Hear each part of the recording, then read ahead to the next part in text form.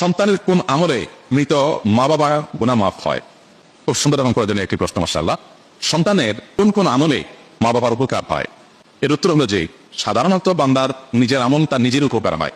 আল্লাহ বলেছেন লাইসাল ইনসানু ওয়া লাইসাল ইনসানু ইল্লা মা সাআ। মানুষ নিজের জন্য যেটা পরিশ্রম করে কামাই করেছে, উপার্জন করেছে, সওয়াব আহরণ করেছে, এটাই তার। আরেকজন তার টাকা কামাই করে দিবে না, দিতে পারে না। এটা হলো সাধারণ কথা।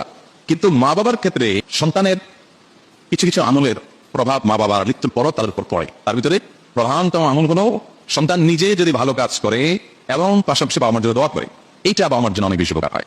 নিজে ভালো কাজ করে, পাশাপাশি নামাজ পড়ে, হারাম হালাল মেনটেন করে চলে, মানুষ অধিকার সচেতন থাকে, নিজে ভালো মানুষ হওয়ার পাশাপাশি মা বাবার জন্য দোয়া করে, এটা মা বাবার জন্য অনেক উপকার আসে। আমরা হাদিস অনেকেই শুনেছি বারবার, নবী সাল্লাল্লাহু আলাইহি ওয়াসাল্লাম বলেছেন মানুষ যখন মারা যায় তার আমলের ধারা তার থেকে বিচ্ছিন্ন হয়ে যায়। ইল্লা আন সালা, তবে তিনটা আমলের ধারা মানুষের মৃত্যুর পর বন্ধ হয় না।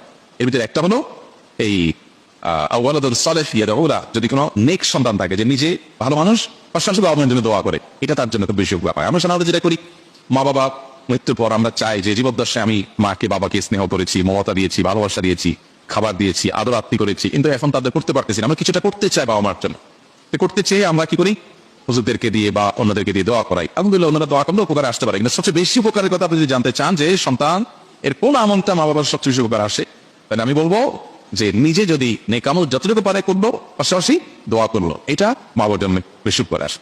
কোনো হাদিস থেকে আমরা জানতে পাই যে কোন কোন কবরবাসীকে আল্লাহ তাআলা জান্নাতের যে নেয়ামত তাকে ভোগ করাচ্ছিলেন, এটা তার ক্লাসটা উন্নীত হয়, আপার ক্লাসে নেয়ামত সে পেতে থাকে। তখন আল্লাহর কাছে সে বলে, আল্লাহ আমার তো মৃত্যু হয়ে গেছে, আমি দুনিয়া থেকে চলে আসছি, আমল করে নিজের মর্যাদা বৃদ্ধি করার অপশন তো আমার বন্ধ হয়ে গেছে, তাহলে এখন আমি আমার এই মর্যাদা বৃদ্ধি যে দেখতে পাচ্ছি, এটা কিসের কারণে, প্রত্যেকের হলো, আমার তো আমল নতুন করে প্লাস করার সুযোগ নেই, তাহলে মর্যাদা বৃদ্ধিটা কিভাবে হলো? তখন তাকে বলা হবে আল্লাহর তরফ থেকে যে তোমার সন্তান দুনিয়াতে যে রেখে আসছো, নেক সন্তান, নামাজি কালামি হালাল হারাম মেনটেনকারী ভালো সন্তান, সেই সন্তান তোমার জন্য দোয়া করেছে, এই দোয়ার বিনিময়ে তোমার ক্লাস উন্নীত করা হয়েছে।